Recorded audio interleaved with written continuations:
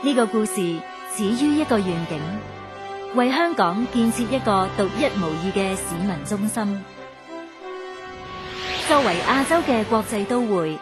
新嘅市民中心展示咗香港嘅開放、包容同多元文化。會同金門協興聯營公司，香港特別行政區政府將會將呢個願景變成現實。添馬艦發展項目以開廠嘅大門譜寫活力香港嘅新篇章。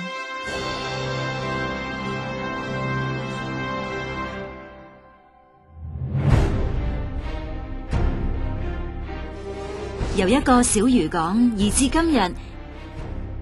我哋喺慶祝回歸10週年之際，將喺添馬艦建設一個全新嘅市民中心同政府總部。添馬艦位於港島海濱中央地帶，有優越嘅地理位置，係一個千載難逢嘅機會，俾我哋造就一個獨特嘅臨海建築。計劃中興建嘅一條綠色通道，將夏慤道花園、金鐘嘅商業中心區同維多利亞港相連。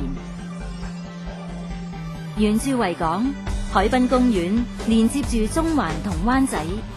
茂盛嘅樹木、開寬嘅空間同豐富嘅海岸景色，為香港市民帶嚟一個全新嘅體驗，同時亦都為香港海濱造就一個特色景點。為民所見，為民所有，為民所用，正係添馬艦發展項目嘅目的。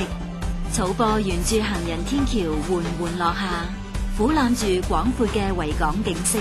引領住市民到達海濱公園同各式各樣嘅休閒活動空間。草坡係城市中心嘅綠洲，係市民相聚、嬉戲、休息、靜思、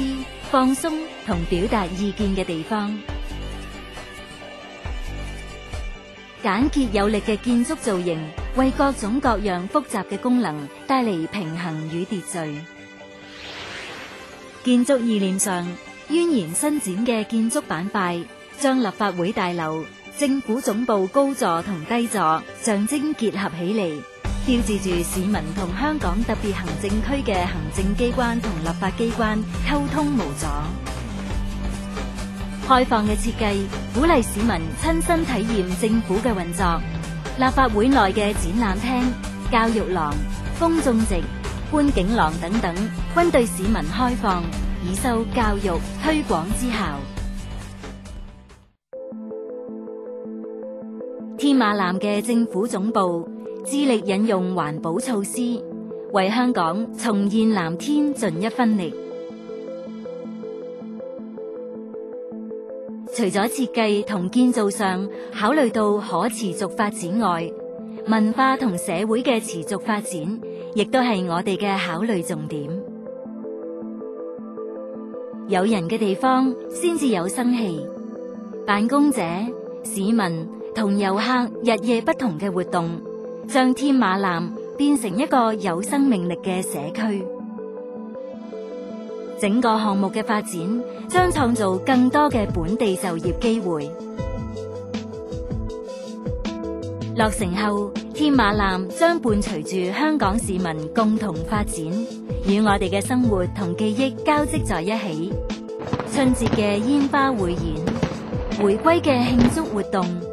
一家老少嘅草地野餐，孩子嘅初次學步，又或者係辛勞一天後嘅輕鬆小聚，由過去嘅軍港成為將來嘅市民中心，呢個歷程就由今日開始。佢唔單止係港人日常作息之地，佢將會為世所知，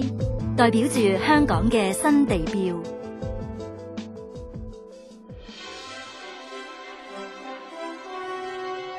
建築處理刻意謙讓，綠化成為主角，等我哋喺繁華嘅都市內造就一片喺霓虹燈下嘅綠洲。添馬艦呢一章嘅完結，亦都就係香港未來嘅開始。